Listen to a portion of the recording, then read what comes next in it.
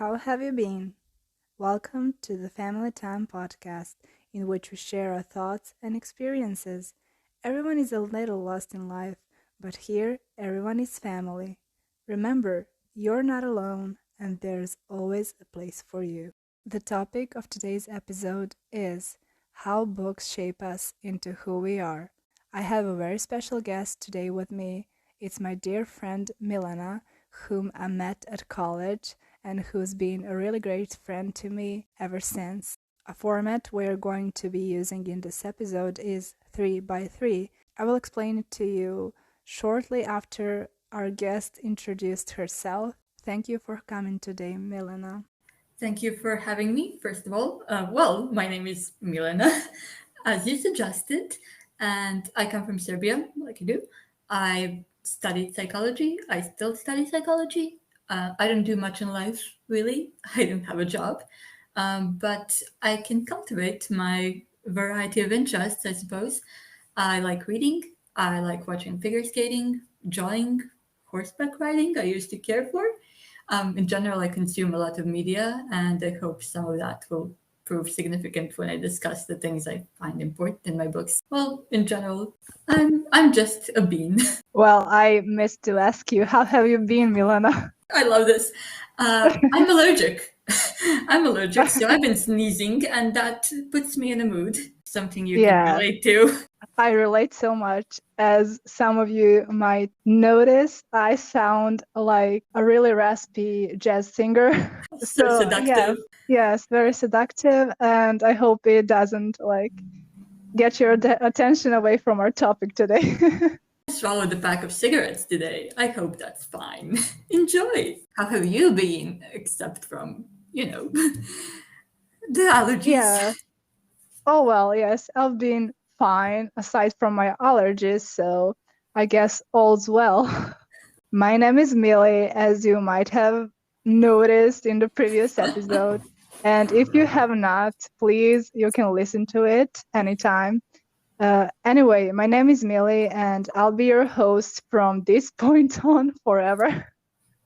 So just enjoy it. And if you want to know more about me, you can watch the first episode. And without further delay, let's talk about books. We're going to talk about our books.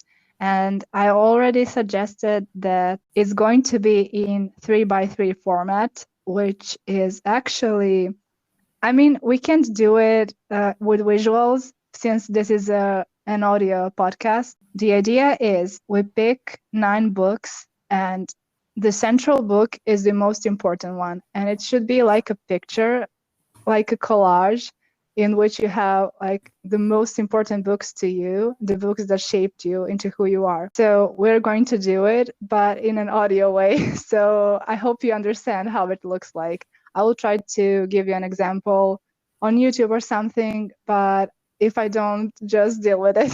Our central book Basically. is going to be the final one, right? So Yes. the most important one, the central one, is the last one. Yes, I will tell you beforehand, so don't you worry. My books are very chaotic, just as I am. And I picked only those books that I think shaped me the most. And you will see how childish they actually are. The first book I picked is The Stepsister Bar by R.L. Stine. Actually, I would pick every single book he wrote because I am a huge fan of the horror genre. And it all started when I was a kid. I used to be that weird kid that watched every single ghost documentary and every single horror film, and nothing changed. So I think when I first got into the library and books and everything, this is one of the first books I read, and it actually helped me see that the horror genre is not just the horror genre, it's much deeper than that. And since I'm really into very in-depth stuff and I really like to analyze things, this was the perfect start for me as a lover of horror genre. So yes, it introduced me to the horror genre itself. The book itself is really short, around 100 pages or something, and it's about a stepsister, actually two stepsisters, and very weird events. And I will not spoil it to you if you want to read it. So I've heard of Stein, but I don't think it marked my childhood as much. But I'm interested. I feel the whole childishness thing because I mean I didn't choose more childish books, but I did want to ask a question about that later on. So if you don't mind, we'll return to childhood and childhood yes, picks for reading. Thank you. yes, for sure. Remember the question because I'm ready for it, definitely. That was the first book that I find really important to me, and I explained why.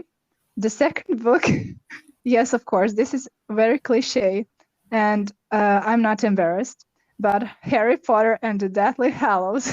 Yes, Okay. I was really one of those kids who had a really big imagination and I loved fantasy. I still do. I love it. That book is really important to me, especially because we see a really complex situation in the book.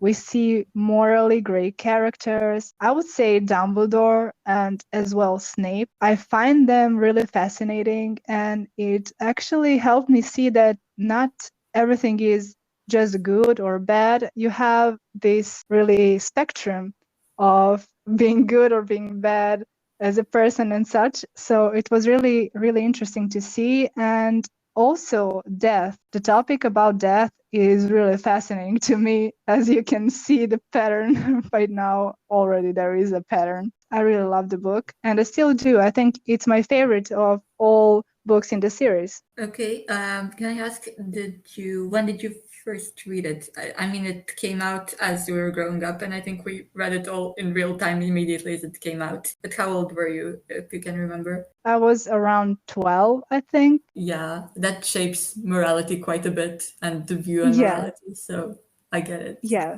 And it's weird that only a year after I read Game of Thrones. Got it. Also, a lot Yeah. of morally great characters. Yeah, yeah. Yes, yes. I love morally great characters. I love Likewise. them. The third book is Coraline. Aww. Coraline by Neil Gaiman. I love it. I love seeing kids trying to work through some obstacles and just seeing their pattern of thinking. It's really awesome. And the way he wrote the book and actually presented to us a lot of characters, a lot of symbolism. I love that. I love analyzing every single detail. So that's a perfect book for me. And it's a little bit creepy, definitely. I think I Yes. really like And short and effective horror when it strikes you real hard and leaves an impression. So, I mean, some shorter, more childish horror can really have a profound impact. And I love this choice. I love this. Sorry, I'm just getting excited. I like Coraline as well. this had such a big impact on me. And I still revisit the book from time to time. And I love the movie. It's really good. And I love watching theories about it. I've seen many crossovers with things such as Paranorman or the like, so people really are creative when it comes to gaming stuff. And I think they are pretty much right about most things. I think everyone is going to get really bored by my choice of books, but the next I picked isn't really one book, but a series. It's the Spiderwick Chronicles. I know it really looks weird when you look at my list because 50 or 60% of it are like kids' books. And the Spiderwick Chronicles is just another series that I think shaped me into this dreamer that I am. I still have a lot of imagination going on and I still love fantasy. I love mythology as well. So whenever I see magical creatures, I love it. I definitely love hearing about it, reading about it. It's a fascination of mine. So nothing really changed. I still love seeing mythological creatures. I still love seeing fantasy in every single, medium, movies, books, you name it. I remember when I was a kid and I read the Chronicles, I couldn't find the last book, and actually I thought fairies stole it from us because I Aw. couldn't find it anywhere. And it was really interesting. And now I realize that someone just took it home and never gave it back. Oh, but did you ever find out the ending? Yes, yes. And there is a Good. movie also. Ah, well, okay, okay. The next book is Aragon. Ah, Aragon. the pattern is there. Yeah. Why Aragon? That's when my epic fantasy novel obsession became really evident. That's when I started getting more into, complex books and epic fantasy genre, and I loved it. And after that, I think I read the first thing I read is Harry Potter, then somewhere in between was Aragon, and then Game of Thrones. It was step by step approach, I would say, You're but still upgrading into upgrading a lot. adult fiction. Yes, but I read adult fiction when I was like 13, 14, I don't know. Early bloomer. Pretty advanced read, if you ask me. And yes, I think the reason I picked this book, actually those books, because there are a few, is exactly because my sense for those kind of books, fantasy, epic fantasy genre and such, matured a lot, and I matured with it. I grew to like complexity a lot, and ever since my elementary school, I loved psychology, and it's really important to just go back and revisit my childhood, and that's why I picked those books. They really had a great impact on me. This is the point where we go to more adult-like books. I know you're excited because I am. Drum roll. Yeah, and all of these, I think maybe they sound a lot of cliche, a lot, I would say, because there is 1984 by George Orwell. Yes, a pretty cliche book. I think it had a really great impact on me because I always see a problem with government, and I always see something to, better. And I think this book just opened my eyes in some ways that I wasn't really maybe aware of before that. So it was really important for me to read that kind of book. And dystopian books in general are really interesting to read as a concept and as a hypothetical, situations and such. And I picked this one rather than Fahrenheit 451, if I'm not mistaken, Yes. because this book is a lot more, it's the Fahrenheit is critical, it criticizes some really important aspects, but it's just more of a rant of an old person. As I heard this from PewDiePie actually, which is really absurd, but I agree with him about that book. And this one is more, mature view of the society and its problems. So yes, I like it a lot. And it's considered very prophetic in a way. I mean, considering how it predicted some of the issues of surveillance. So, Yeah, it never gets old, and I love it in that sense as well. It never gets old. It goes well with my critical eye in general. I love to analyze everything. So you can see the pattern as well in this one. Then we have another cliche book. I picked the most cliche books ever, but Kafka on the Shore by Murakami. Oh, damn. This book oh was damn. it was such a revelation to me in high school. When I discovered it, it was this really metaphysical, really bizarre book. And I love it not for the occurrences in it. I love it for the writing style, and I love how it talks about important topics and metaphysical, but it's not really basic. And you can't, it's like having a dream. You have a dream and you can't put it into words. And this book is just that. And I love it for that. But also, there is that metaphysical aspect, which I really love. And I'm not a religious person, and such things don't really. I mean, I am interested in hearing about different religions and such, but I'm more interested in the metaphysical in a broader sense. And we will get to it in the next book I picked, Ooh, which is Damien by Hermann Hesse. I think it's how you pronounce his name. I don't know in English how they pronounce it. I love Hermann that. Hesse? Hesse? I think so. Not, But not really anyway, sure. Damien. Yes, that's the really important book I picked because it has a lot of religious symbolism, which I'm not, really fond of, but it's in a way that calls for introspection, and it calls for, self-improvement and um, reflection and such, which I really love. And in that sense, I really loved it.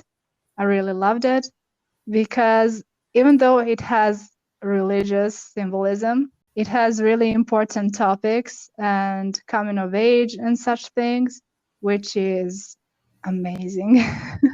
If you put that aside, it's a really well written book as well. And it really resembles Kafka on the Shore in a way, like it's a dream. I don't Yes. know how to explain it. I find this connection between the two books, and it makes sense to me personally. I think it's how it makes you feel, and in the end, what you draw from it, and the sense you get from being in both of them. That you find the parallels. I agree with Yes, that in general, and I agree about not exactly being religious, but then finding a lot of interest in religious imagery and ideas which drive some books with such themes. Like I have many like that, but then it's not something I believe in, but I do think it's significant for introspection. So, love that yes, choice. yeah, yes, me too. And actually, I was really contemplating on my central book because there is not one book. Okay, I will just pick something random from the list. Actually, I wanted to use Damien as my central book, but I wasn't sure if, I don't know, it's really confusing to just pick that as my central book. Don't know. So I picked a random one, which is, yes, mood. Go Uh, for it, it. it's The Lake by Banana Yoshimoto. Ah, I don't know. Yes. Nice. Yes, it had a really big impact on me. I read it, I think 3 years ago. I think so, but I'm not sure. This book is so slow. It's really slow. You have a lot of thoughts and thinking and really calm, but also turbulent energy. It's like you see this calm lake, but it's really turbulent under the surface. I don't know how to explain it. So I like it because you see young people in the book who are lonely, who are confused, who are lost, who find connection between them. And then as you go through the book, you see there are a lot of past trauma and similar. And again, in this book, again, we have some religious symbolism and we have some religious cults as well. So I really find it interesting that I picked such books as the most meaningful ones. And I don't know, I think it's really because it reminds me of a dream you have. I'm all about dreams. The reason I picked this book as my central one is it just sums up everything that I seek. I don't know how to explain that. It's self reflection, it's self improvement, it's understanding of our past, and it's pretty like central for like psychology. Psychology wise, it really describes well my interests in books and me as a person. And I'm very reflective. I always question myself, question others, but not in a judgmental way, like not always, but I really like to dive deep and look at stuff really thoroughly. So, yes, this book sums it up perfectly for me personally. That's lovely. Thank you. As you said that your book choices were fairly chaotic, I really relate to that. My choices, I think I like a lot of books, but then not all of them had a massive impact. Some of them I think may not have shaped me exactly, but they reflect who I am. And then some of them are repetitive and have themes which just perpetually go on. And I've sort of grouped my choices into a little bundle. But I will get back to that chaotic part. It's chaotic because the overarching plot is one thing, but then I hyper focused on one theme, which I found interesting. And I'm so sorry if everyone just forgot this minor character I started describing and find supremely fascinating. I mean, that's not the point, but for me it was. So, Yeah. just to preface, I will fixate on certain topics, certain themes. You can't stop me. With that said, my first book is East of Eden by John Steinbeck. How? This is a beast of a book. You can stop a door with it, you can kill a man with it. It talks about generations of two families where people take on similar roles as their predecessors and, in many cases, make similar mistakes as they do. The reason I chose East of Eden, I think it's laden with, again, biblical motifs, but you don't have to focus on that part. The main thing, the main philosophy which is discussed by one of the characters, a side character, is the word timshal, which translated means you may, thou mayest, you have the choice. And it discusses, in essence, that you have the possibility of choosing your own destiny, of not making the mistakes of your predecessors, that you can shape your future and that you have the freedom to shape yourself into who you want to be. And that's something I found supremely important for myself. Because in many cases, I found that people had expectations of me, they had a view of me, which wasn't exactly true to who I was. And then the idea that you can shape who you are and that you can shape how others see you, for me, was very liberating. And I found this very moving, I suppose. So East of Eden, hyper focusing on this one word, Timshel. The second Yeah. part, I think, follows that theme, and it's Wuthering Heights. Ah, Oh. yeah. Ah. Ah, Ah, yeah. I think many people really hate this book, and I Yes. get it. I get They do. it. How do you feel about it? How do you feel about it? I read it really at a really young age, so I'm not sure it was interesting to me at the time. But I don't know, I have to reread it. Got it. I think many adaptations, and whenever I read the summary, they focus on the first part of the book, which is this Hmm. passionate love, the tragedy between Catherine and Heathcliff, and all that jazz. And Hmm. okay, yes, I agree with that. And I appreciate some aspects, such as the freedom they all yearn and seek, and how trapped they feel in the positions they take on in society later on. But aside from that first generation, there is another one which is often sidelined and not adapted at all. And in that one, the characters, not exactly guided, but by hearing stories of their past selves in a way, the previous generations, they reach out to one another, and despite the bad circumstances they found themselves in, they do manage to grow into good people. And I know many readers will be frustrated. I think they see this as a romance book, which I don't think is exactly fair. If it were only romance, it would focus only on Catherine and Heathcliff. But then the further generations, they grow from their mistakes, they learn from them, and they craft their own happiness. So again, a very miserable book if you look at it as a romance, but if you look at it as escaping cycles of abuse, escaping family trauma and learning to become yourself and to find your own happiness. I think it's a very hopeful one. So I mean, the premise is depressing, but if you look a bit Yeah. further, I find it optimistic, strangely enough. So Yes, I understand. And I also agree with you about talking like choosing your own destiny. And that also is really important to me personally. So, yes, can't wait to discuss about it more when you have our discussion about the books we chose.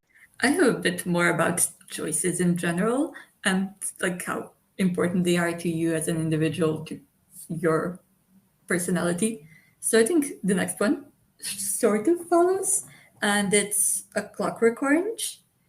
I think this Oh, is this is quite fun for psychologists, I would say. yes.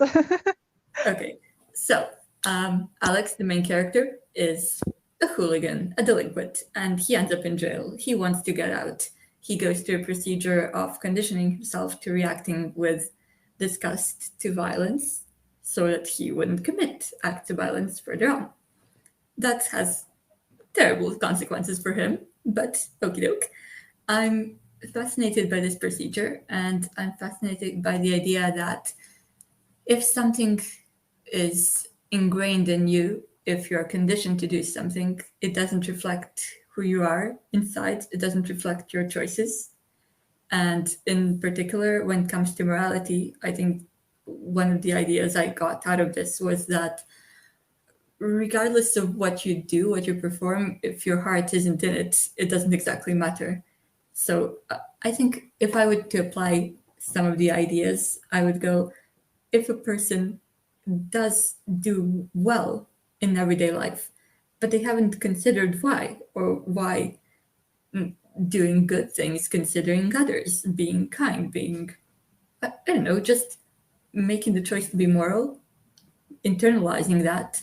If they just do it because they have been conditioned to, because they've been told to, but not necessarily they don't believe it, they just don't ascribe any depth to it if they don't understand why they do the things they do. I don't think they are, in essence, good. So that's something that Yeah. drives my idea. Like, in a shallow way, yes, you may be good, you may play according to the rules, but I think if you don't really care about what you're doing, if it's not your choice, something you thought through, I wouldn't consider you good, which is very Yeah. judgmental. Sorry about that. No, no, no. I agree with you. And I like your view on the book itself. And Oh, I also have to, just add a few things, not just about that book, but in general about modification of human behavior. It's a really prominent theme in a lot of psychology books and such, and conditioning is a big thing. And even today, we just strive to make better citizens without actually looking into, inner world of them, their inner world. And I think this book is really important in that sense. Like you said, just because you act like you're a good person to according to society standards doesn't mean you are, because you don't really believe in it. that's it. So Perfect. yes, Thank you for summarizing that properly instead of my jumbled. yes. That just reminded me of Walden too, because I read I it wanted quite to a say while. that. I wanted to say Yeah, that. Throw back I to was your enraged. Walden too. Yes, I was enraged by the book, and I barely could do a review on that because I was really mad. You did it very professionally. I mean, you ended up doing great, but I understand the frustration. Well, thank you, but yeah, So, I was guys, very frustrated. please throw back to Walden and check out Millie's review of Walden. Thank you. Well, if you're Promo! interested, you can check it Promo out. time! The next thing is The Moth Diaries by Rachel Klein, which I think sort of has the same position as Errol Stein in my book list, and in the sense that it shaped my interest in literature quite a bit. So it is a horror, is it now? A psychological horror story about a girl who is stuck in a boarding house with her friend she hyperfixates on who finds a new friend. Our narrator starts believing that the friend's friend is actually a vampire who's trying to drive her away to kill her. And more than just the unreliable narrator, you have to question whether what you're being told is correct. We have very psychologically disturbed characters, we have themes of loneliness, we have just, in general, a necessity for a more critical view and for the reader to pay attention to what is going on the entire time.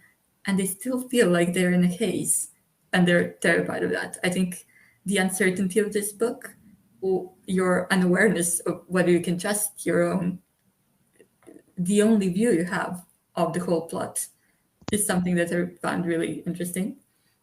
And it's also a book you can always return to. It references many classical horror books, such as Carmilla, such as Dracula.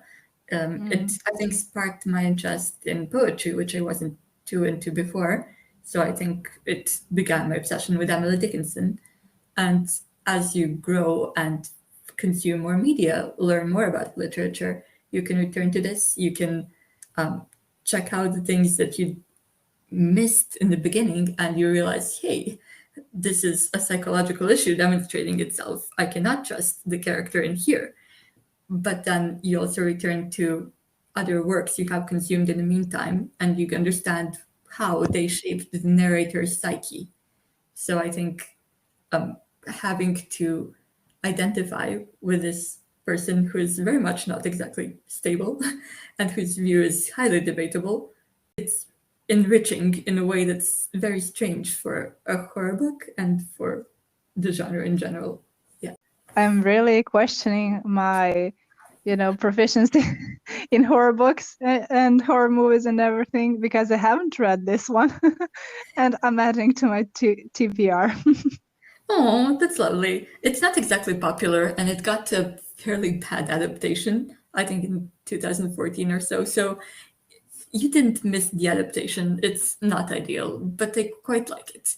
I think this is more of a personal choice in that it reflects my interest in disturbed psychology rather than something that will be interesting for many and that many will see as horror in general. But yeah, I mean, it hit all my checklists, so I'm all in for psychology and disturbed characters and disturbing scenery and everything. So yes, on my TBR.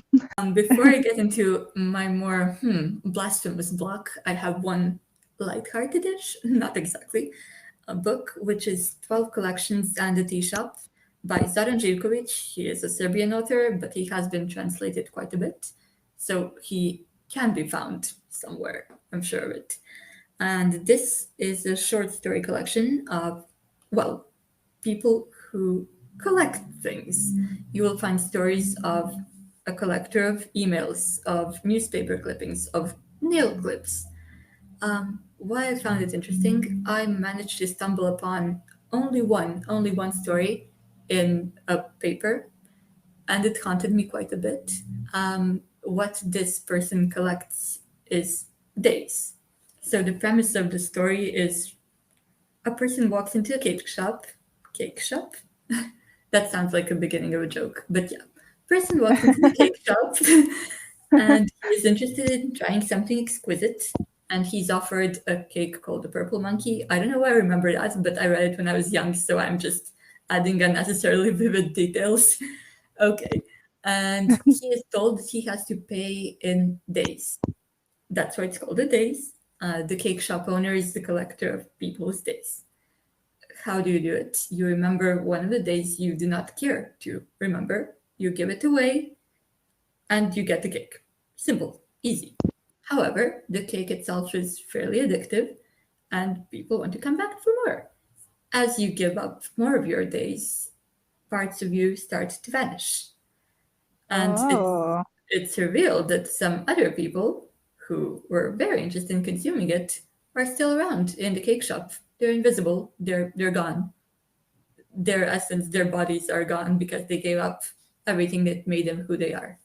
Why I found this interesting is, I I don't think I would ever be willing to give away my day, no matter how terrible it was.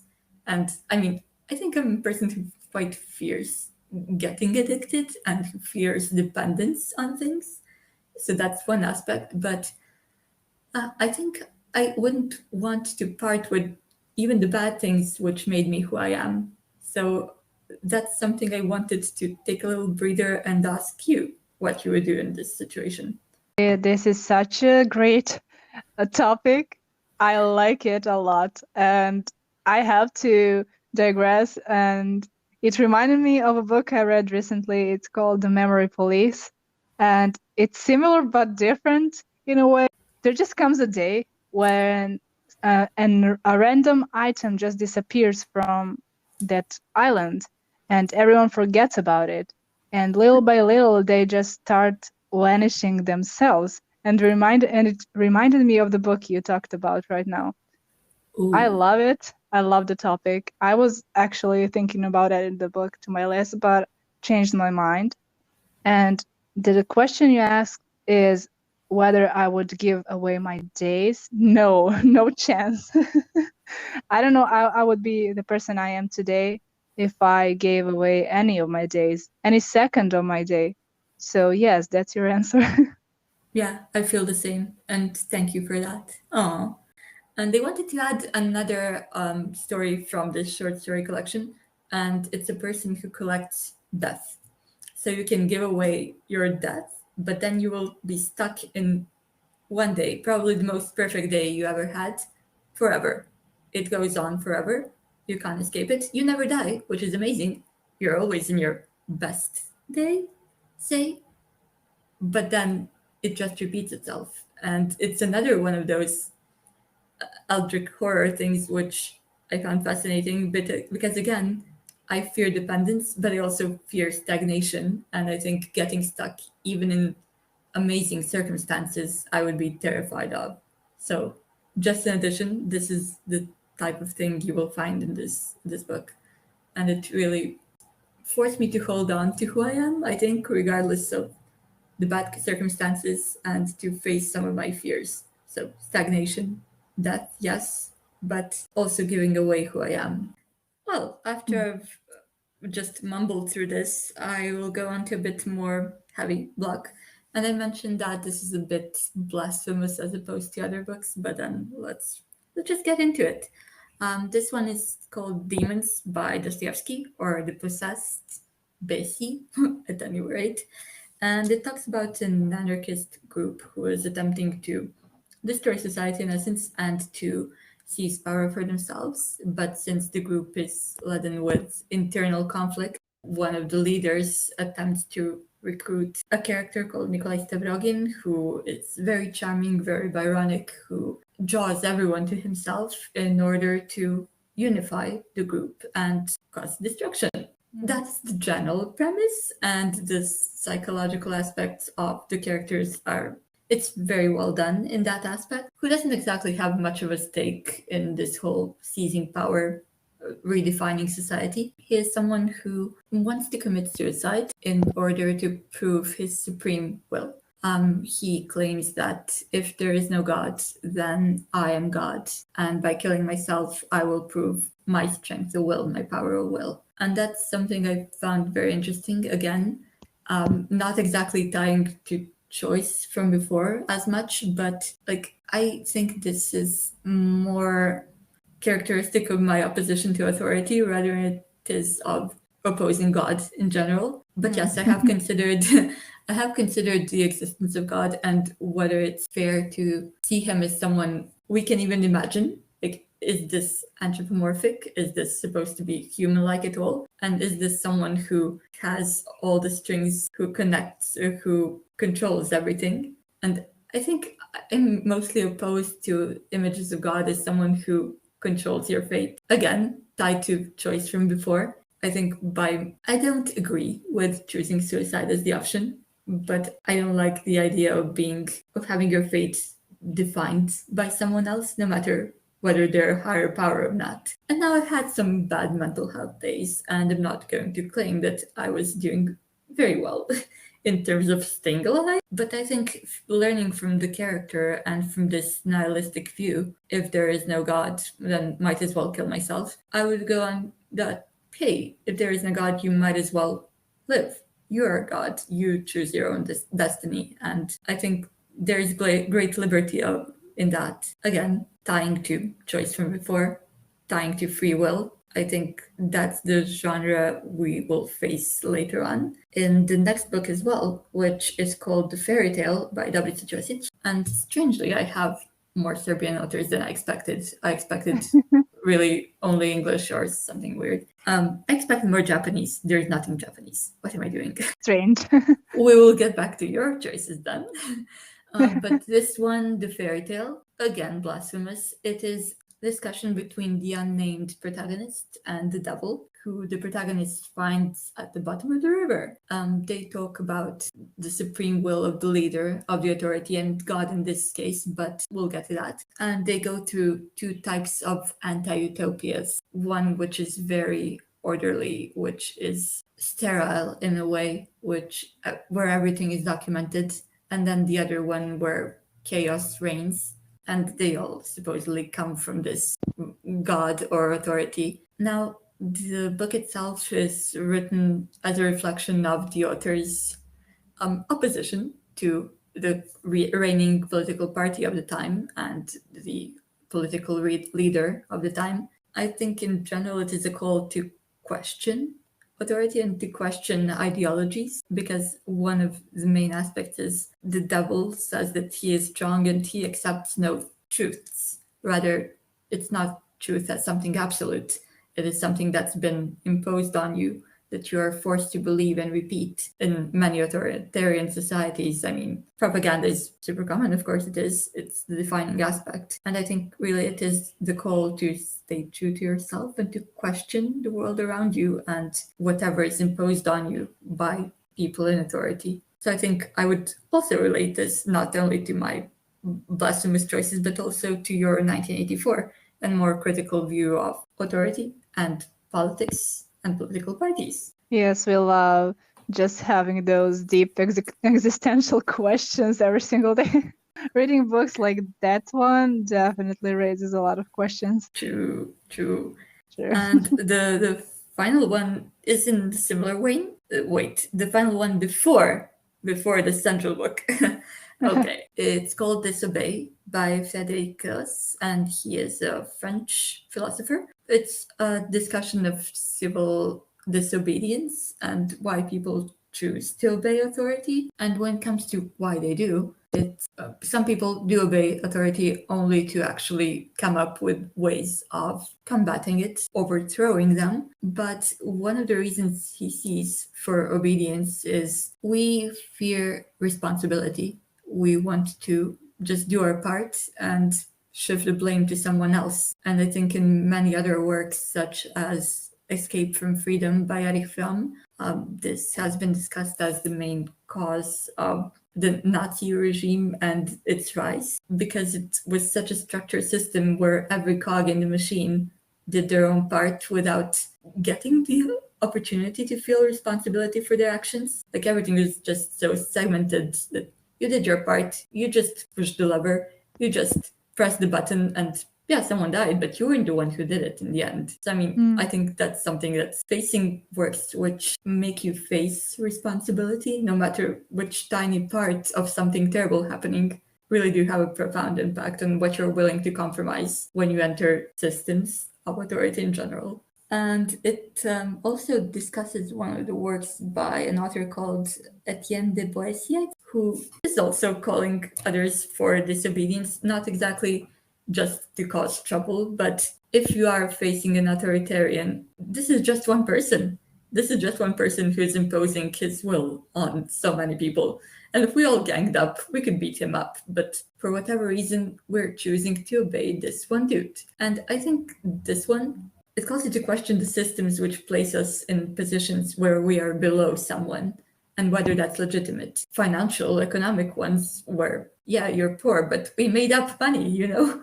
But also such as gender and race again, because why should this one category be positioned lower than the other? In general, I think this book makes you question reality and systems of power and why we have the society. And it's not, again, just opposing anything for its own. But my central book is called The Elegance of the Hedgehog by Muriel Barbary. And it's a story of a concierge in an elite Parisian neighborhood who, while seemingly stereotypical, who looks ugly, who seems uneducated, is highly intrigued by the world by her, is aiming to make her knowledge of the world and her philosophy even more profound. She has managed to trick everyone in that elite neighborhood and the people around her into believing that, yes, she's just stupid and ugly, but in fact, there is supreme depth to her. In the same building, a girl who is called Paloma is aiming to commit suicide because she believes that she will end up in a fishbowl. That is, that her life will, after a certain point, just be repetitive and boring, and she will find nothing of significance to it. However, she attempts to find some reason to stay in this world by writing down little things that she found beautiful around her. And the two are connected by the arrival of a new tenant in one of the apartments. Now, this one I think is again more of a philosophical book, and it's one you can return to after many times because it introduces you to different works of literature, of philosophy, different schools of thought, and in general they require quite a lot of general education to. That sounds so. It sounds like I'm too educated. It's not the idea. It's something you return to after you gain some experience and find new things in it, which I really appreciated. And again, this aspect of the girl who's attempting to find something beautiful and to find a reason to stay alive is something that resonates with me quite a bit. And again, the idea that after a certain point in life, things become repetitive. I don't want to give away the resolution of the story and how the stories of the girl and the concierge sort of merge together. She is forced to confront the fact that, yes, perhaps some things will be repetitive in life, but you can find beauty in everyday things. And for me, that was a lot, facing that you will not necessarily be extraordinary, that not every moment of your life will be profound and amazing and thrilling. But that doesn't mean that there won't be something worth it, worth staying in this world. When it comes to this writing down the things you found beautiful, again, during my bad mental health days, what really helped me get out of them was just going through the day and coming back to the journal I had and coming up with things I found and experienced during the day, no matter how tiny they were, that made me happy. And I think in many cases, what shapes us as people and what has a great aspect of what has an impact on how we change and how our fate is changed tend to be bad things happening and tend to be large bad things happening. So obviously you'll face some misfortune and that will change the shape of your life. But what makes it worth it, I think, aren't grand moments of ecstasy or the like, because in the times I feel happy about some achievements, most of the time I just felt empty. Yeah, I did that. But I think tiny surprises and pieces of beauty in everyday life was what really I find extremely valuable in who I've become in my life. And that's what really makes me happy rather than grander. I don't know. I think this one is more emotional for me, and that's why it's hard to come up with things which really make sense for why it's emotional for me. I'm clouded by that, but I think tiny things in life which make it worth living and staying is what it's all about. That was beautiful. That Aw. was really beautiful. And on that note, just acceptance of your life circumstances and acceptance of who you are and how you feel and how you think is really important. And even though we may seem average or ordinary, we're exceptional in our mediocrity. There's no one just quite like you. And even if you think, Yeah. this will repeat itself, oh, I'm the same as.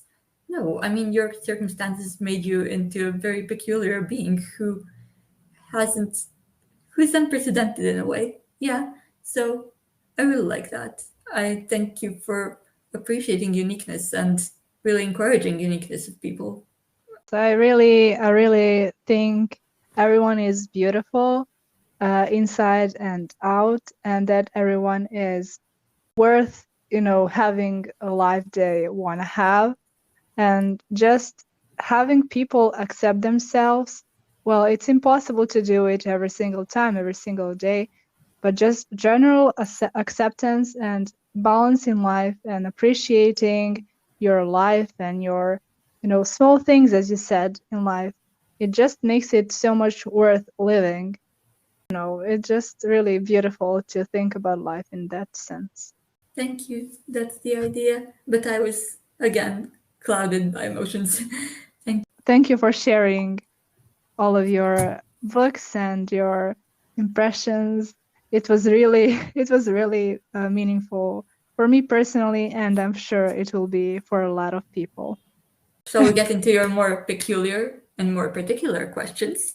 Yes, we just finally got to the discussion. Everyone was waiting for the discussion, I'm sure of it. I have a question. What book surprised you the most? What book the other person picked surprised you the most? Once I got the feel of what you were choosing, I sort of got, oh yeah, nods along. That makes sense. That's quite all right. I think Damien might be something that's a bit heavier in a way, and that I would say sort of sticks out because of some of its themes. But then, in terms of how it makes you feel, it really fits well. So I think thematically maybe Damien, but when you look at the sense you get, the emotions you get from it, the atmosphere in general, it fits quite well. Damien is a bit, I'm on the fence about it, but I would go that one is a bit stick outy. In my list, definitely that sticks out. It's a bit unusual, and for me, I can't really decide. But as you said, like the whole list makes sense in your case as well. I wouldn't like just pick one book, but the thing that surprised me the most is picking Serbian authors. I don't know Ah, why, I'm but surprised too. yeah, maybe because I don't really read a lot of Serbian authors, to be quite honest, and I haven't found a book that I really enjoyed. So, yes, I should just read some of the books you read and see if Oh, I like them. Speaking of picking really surprising books and all that jazz, in your case, what's the most interesting moment in my presentation? I think I really appreciate Coraline and your inclusion of that, and in general, just supposedly childish books. But I think, Hmm.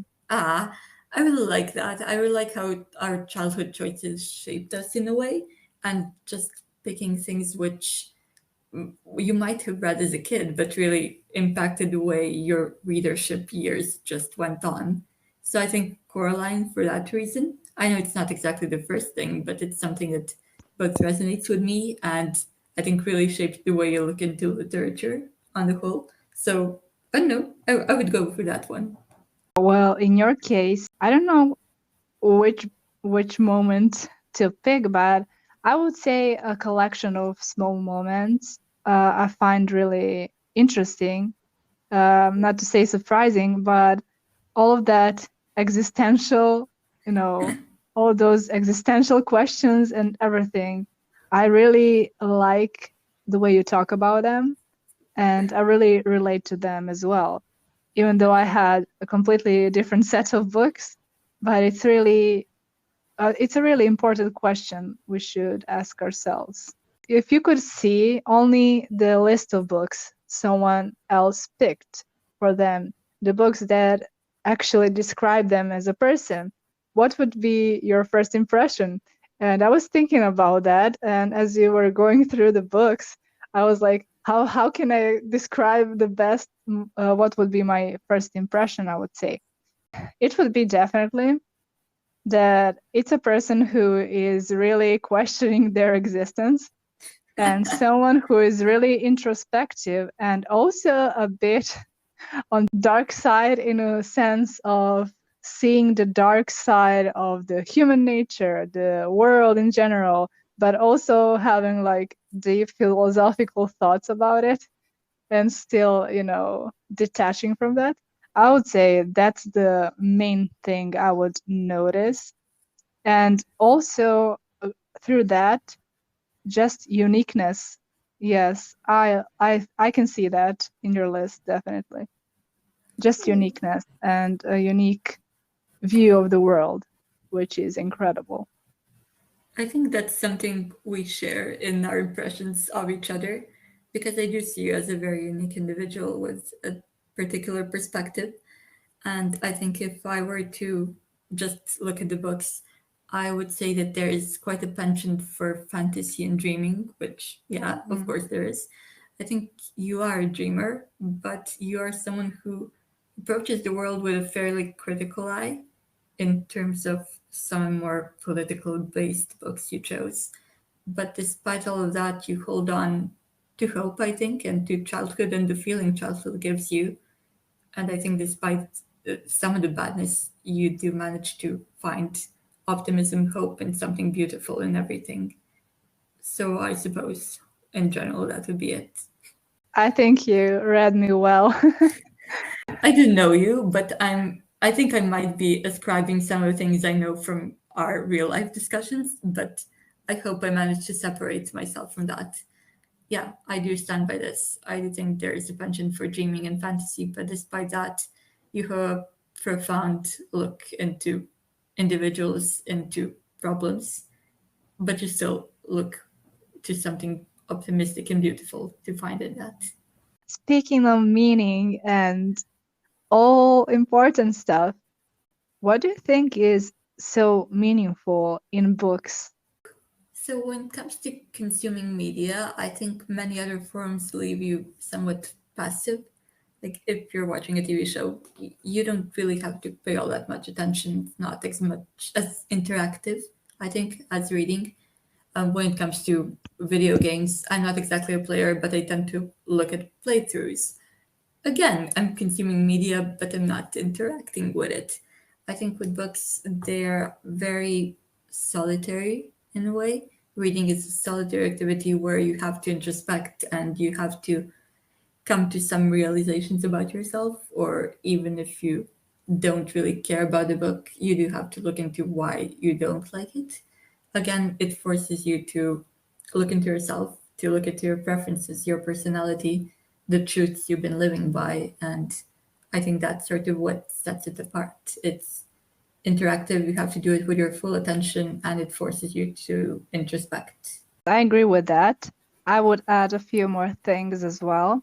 Actually using imagination and losing that sense of reality. So your reality just kind of merges with the book and becomes like a dream you're living, but it's not a dream, it's not a reality.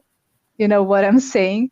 So Yes. it's this really weird state where words just don't just stay like words on the paper, but they become a dream in which you participate. So you can just live through any kind of situation and live so many lives.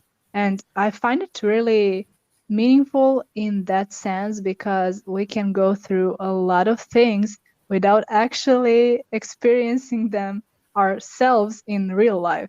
So it's a really good medium because you can just go through everything and see how you feel, how would you feel, what would you do, and it helps us a lot. And I think it's a really great form of therapy as well, but it can also become dangerous if you're someone who is really prone to daydreaming. So there is a there is that psychological moment when you can just compulsively daydream. But that aside, I think it's really important because you can get that touch of fantasy You can live through your emotions, which I personally cannot do very well. I'm someone who has a lot of struggle with dealing with emotions in the sense that I can't really express them. So reading books really helps me just work through my emotions, and reading that someone just went through something similar or just a particular sentence from a book can help me a lot in shaping what my emotions mean actually. So that as well. I agree with all of the points, really, but in particular about not being able to really experience your emotions on your own. So having someone to just guide you through it, I understand. And I think about daydreaming and fantasy and the like. I think George R. R. Martin said something similar that a person who doesn't read only lives one life, but then the reader experiences so many. And I think that sort of reflects what you said. I love that quote. I use it a lot. Oh, I use it quite a lot.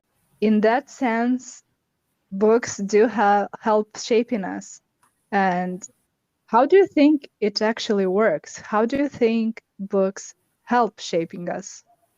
also a difficult one. I think in many cases you are forced to, again, think about yourself and whether you relate to a character and whether you would respond in a similar way in their bad circumstances. So maybe you're sort of prepared for what's coming.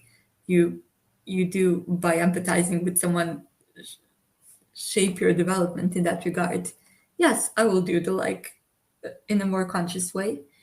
I think having your ideas and thoughts laid bare on the paper really helps you internalize some of the philosophy that do define your life in the end. But many books I don't really think I will care about. I found bad or whatever. But later on, I find myself clinging to some central ideas or just maybe it's subconscious, but I do repeat some of the actions by the characters. Like sometimes it's very shallow and I'm aware I'm doing it. Like I will buy the same item of clothing as the character. But I think in many cases, really, it's something that happens in your subconscious because you manage to empathize and because you manage to create a reality where you sort of predicted what happened to you as well. It prepares you for multiple things happening in your life. It, I think, develops your empathy, and because of that, you grow in a similar way as some characters, whether conscious or not. Tell me about your ideas. Well, aside from agreeing to what you said, so yes, all that you said, plus I think even those books that I read that are really, I really didn't like them. I think there are actually a lot of books, I think more books that I didn't like, that I didn't enjoy than books that I actually liked and enjoyed. So, yes, I think they also shaped me personally and that they help shaping me. And definitely, at least they showed me there are things that I don't like. This is my view. This is their view. These are the things I will never accept. These are the things I, have a completely opposite view on. And that's also really great because I chose such childish books, it really helps me, gain that perspective on who I was as a child, what I read as a child. And also there are a lot of books that I enjoyed as a child, but I hate them now. So yes, there is that maturity that we gain through reading and seeing more mature characters and their thoughts. I think it serves like a zone of growth. When we learned at the college about Vygotsky, Yes, and of course. it's something like that for me in the books. So they shape you, and you shape them as you're reading them, because your views shape the thing you're reading into this mold that actually fits your view of the world the best. I don't know how to say that, but also the book helps you, broaden that view of the world and helps you mature and, gain more interests and see what you don't like. And I love that about books. That's so lovely and inspiring. Thank you. Something you mentioned I really like, which is even if you read the book that you dislike, and there are many like that, it helps you understand why you don't like them. So I think that would be tied to the next question we have, and I want to go into that as well. Yes, yes. This is a really good question, I think. And it is, what do you think about a quote, "There is no such thing as a bad book"? I think there are things which the literary critics may find bad, but you like. Okay, maybe it's a guilty pleasure or the like. But there are things which are objectively bad and you dislike as well. And I think in such cases, it really helps you consider why it is that you dislike this thing. Why do you find it bad?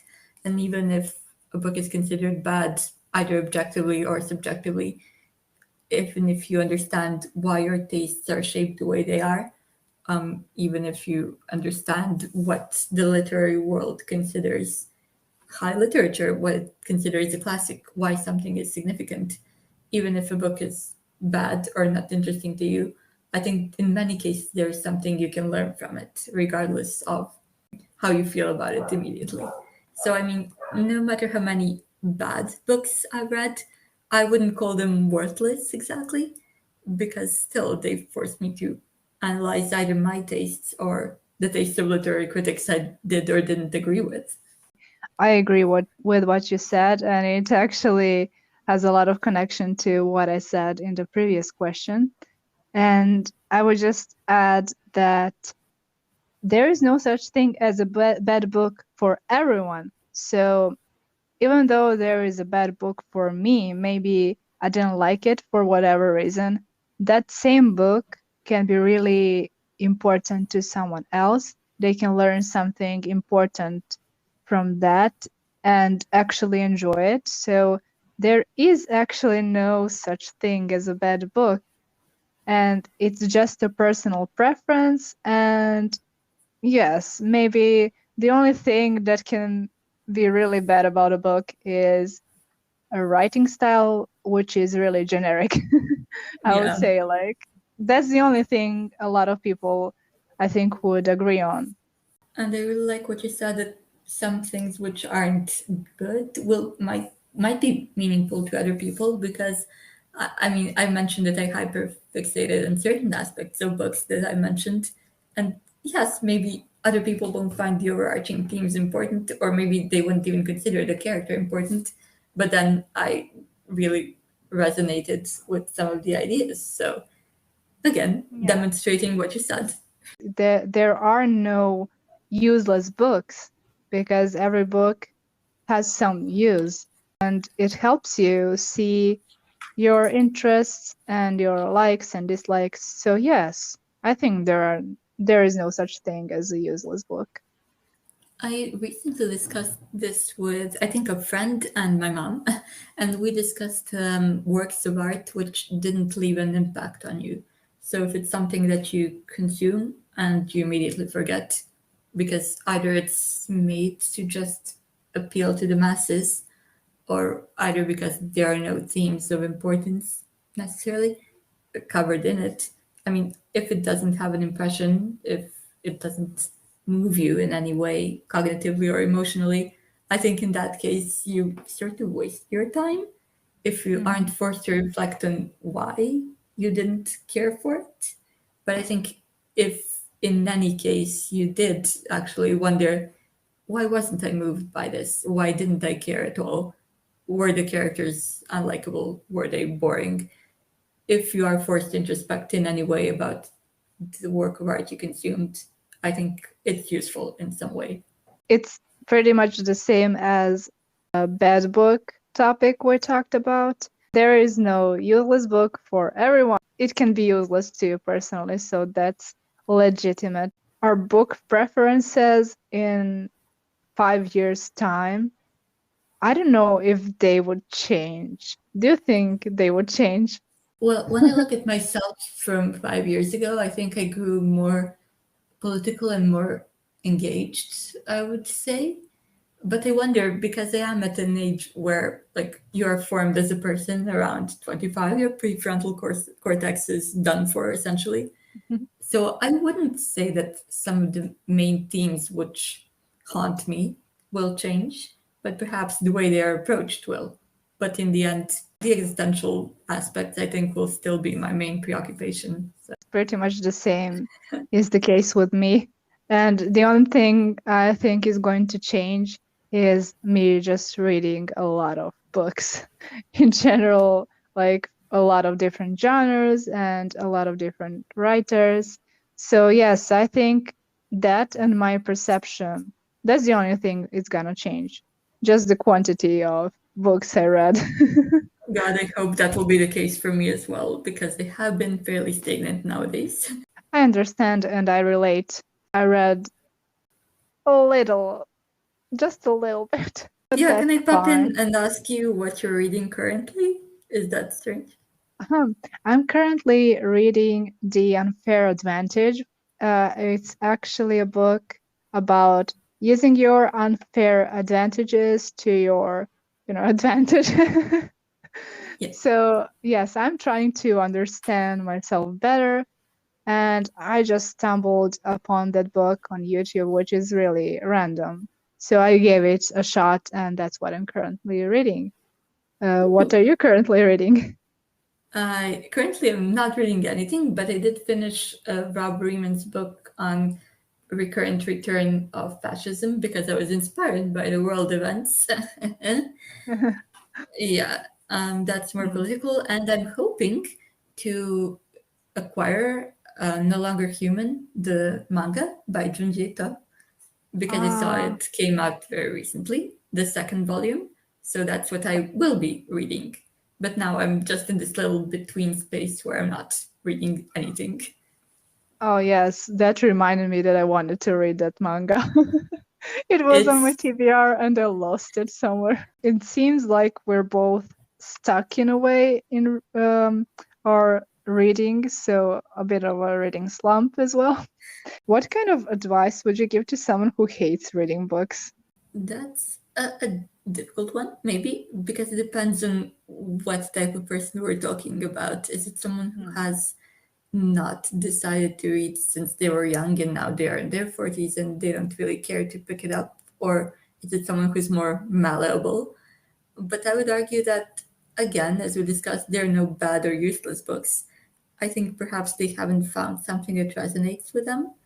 And I don't think you need to consider other people's criteria for what is a good book or not. So you don't have to read classics. You should explore a wide variety of genres.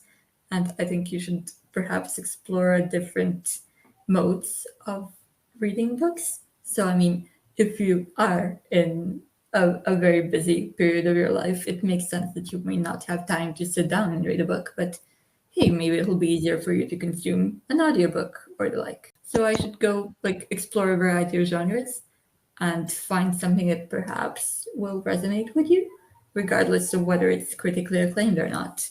And then just adapt your way of reading and consuming books to your daily habits. Hmm. I would say it's okay not to read books. That's my general view. I think everyone should choose for themselves. If you don't want to read and you don't like books, that's totally legit. Yeah, But if you never gave them a chance, I would say I have a few advices on that note. The first advice is pick something short and something that is in accordance to your interests. So, for example, if you're someone who loves sports, you should find a book that is really about sport that you like and something fun so you can just start from there. And also there are two things that I actually did in high school. I would go to the library. I would just go to the library and I would give myself permission to pick any kind of books, like three books, but any kind of book. I would pick three random books and I would read them. And you would be surprised how many good books you would find that way. And as well, there is another advice I would give. Just try to read from different, cultures, books from different cultures. So you can choose Japanese literature, you can choose, English literature, German, whatever. Just pick 3 different books from 3 different regions and read that. It would be really good. I really like your approach in the library, and now I want to add that maybe like those blind dates with a book might be interesting. You know, when you get a little book wrapped and you just get the summary and the themes on the title on the cover instead of the title itself and the book and the author itself. So like don't Yeah. go prejudiced, just pick whatever seems in accordance with your interests. I think just randomly finding your favorite book is the best thing. So how do youths feel about reading then? People. People say that us, young people, don't read nearly enough or at all. And I can't agree with that at all. I agree with your disagreement. Yes, yes. I think people are just cynical, too cynical, and I think they judge young people, I don't know, too much. I think people always wanted to blame the newer generations. So, I mean, that's a trend that continues, but then do they themselves find as much time to read as they did before? So, one Mm, thing to consider, have we as a society just started reading less than we used to? But when it comes to young people reading more or less, I would argue that perhaps we read more, but maybe not in book form. So I think when it comes to media we consume, we read many news articles, we read articles on the internet. And I think all of that is a massive amount of text that we consume on the daily. But perhaps what literature classes in the past did more is that they forced you to think critically about what you read. But I wouldn't say that's something that's exclusive to young people, that is not thinking critically about text thread. Because when you look at, say, comments under newspaper articles, you will see many older people completely misunderstanding the idea. So, I oh mean, yeah. I think we all read quite a bit, but perhaps we don't approach it critically enough. I would add that we should be more open-minded, and there are so many ways that you can actually read, and not Yes. just books. And books, like the term book is changing. I think it's changing because it's not just this physical book copy that we see in the library, but we have Kindle, we have, tablets, we have audiobooks, we have also comic books and, manga. We have a lot of different ways to read something. And I don't know, I think just giving a chance to, maybe mangas, that's a great way to read as well. So older people just think reading classic books and, serious books, that's all that matters. And I can't agree with that. So yes, we read a lot as well, but maybe not in a traditional way. Yes, exactly. And to add on to that, and choosing what form suits you best. Will books exist in the future? I mean, it doesn't really matter. I think what matters are the stories and the themes that bind us, and some things, some philosophical themes, some emotional aspects of which are presented in books, they will continue to live on regardless of whether the shape, the form of the book, of the story told changes. Our stories are something we repeat to ourselves, something to console us, something to give us a broader perspective. And in what shape or form they come in, I don't think is that significant. As long as we have a story to tell, there is always going to be someone who wants to hear it in any Definitely. kind of medium. And on that note, reading experience may change in the future, as I said, with technological advancements and such. I think in 10 years' time, maybe some mediums are gonna become more prominent than the others. So maybe just having a physical copy isn't gonna be that popular. I Yeah, don't I know. agree. I agree. During COVID era, many people wouldn't be able to go out and get their books, but then so many e-readers made many books available in that form. So I think in many cases it is just convenience, whether you prefer one thing or the other, and whether you can devote yourself to a physical copy or another form.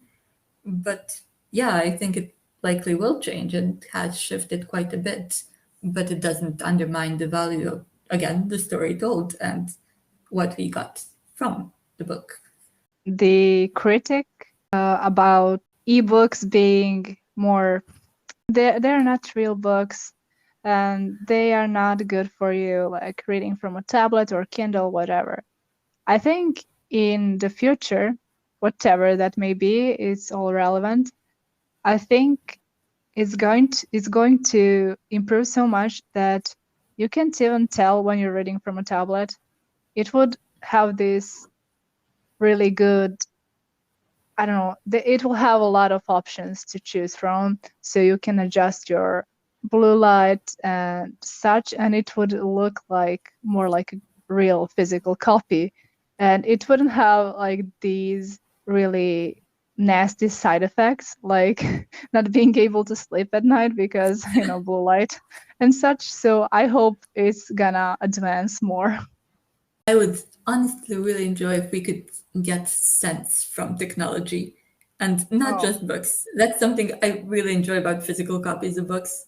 Like, I don't mind reading an ebook and it's great and it's very convenient for me, but I miss the smell of books, in particular of secondhand books. So it would be really cool if Kindle could at some point start emitting some sense, Yes. either That book would be sense, cool. either book Yes. sense or related to the story itself. Oh, that would be like this 6D experience, like Yeah, when you go to those, you know, true. yeah, it would be amazing. And I hope it exists sometime in the future.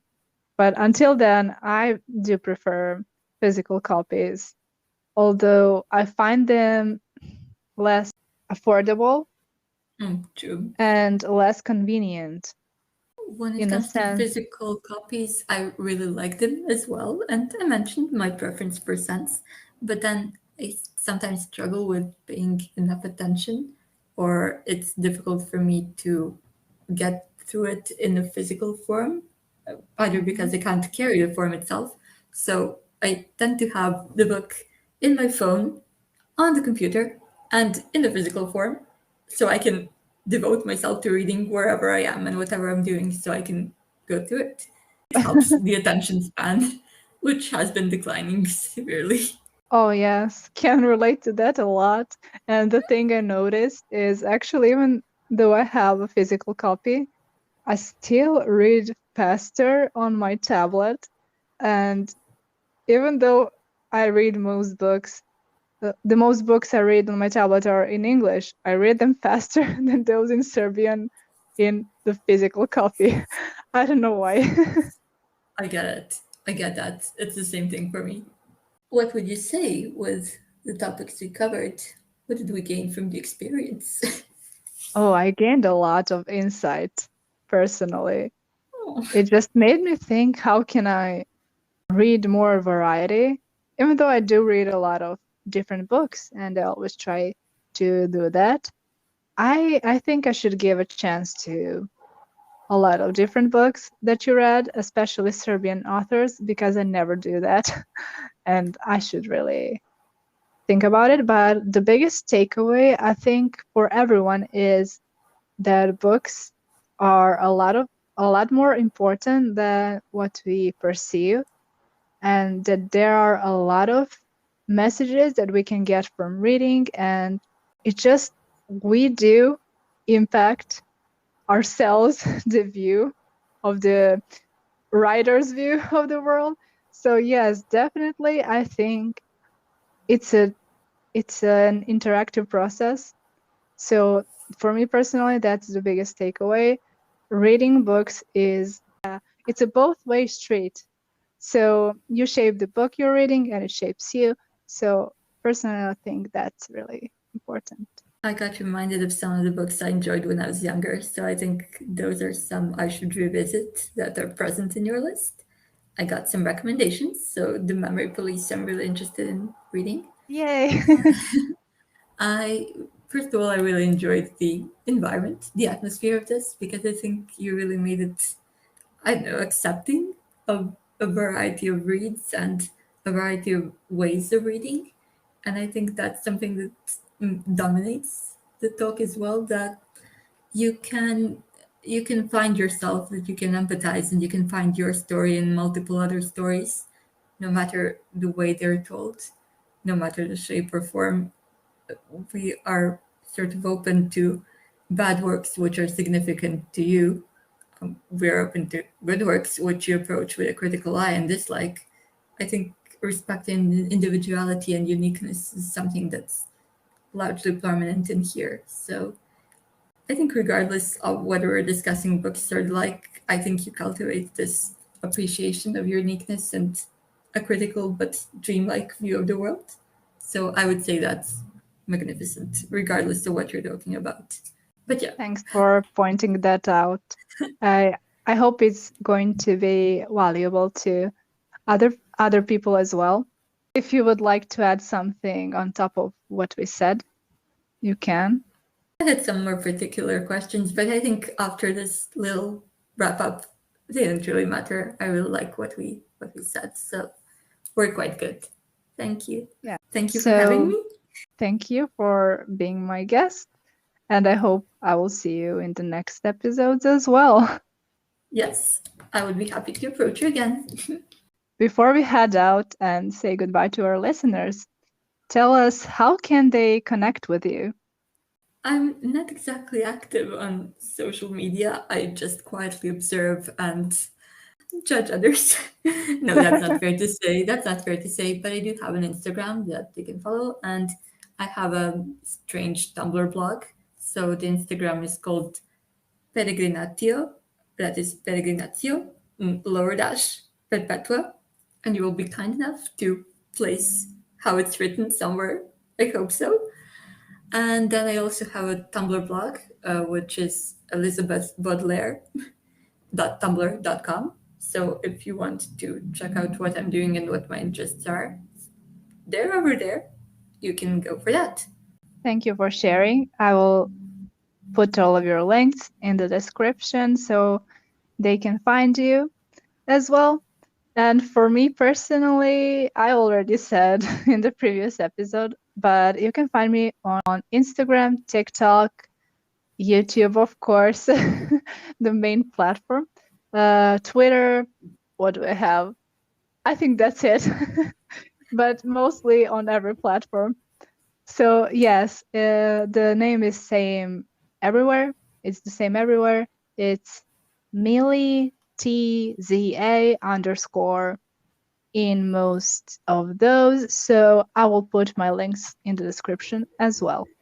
Thank you for coming today, and I'm really happy that you set some time aside to be here.